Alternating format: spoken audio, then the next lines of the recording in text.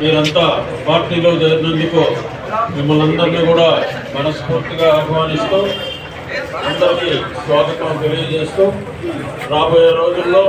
మీకు అన్ని విధాల పార్టీ తరఫు నుంచి మా తరఫు నుంచి సహాయ సహకారాలు పూర్తి స్థాయిలో అందుతాయని కూడా తెలియజేసుకుంటూ మీ అందరికీ అండగా ఉంటామని కూడా మరొకసారి తెలియజేసుకుంటూ మరొకసారి మీ అందరికీ మనస్ఫూర్తిగా అభినందనలు తెలియజేస్తాం.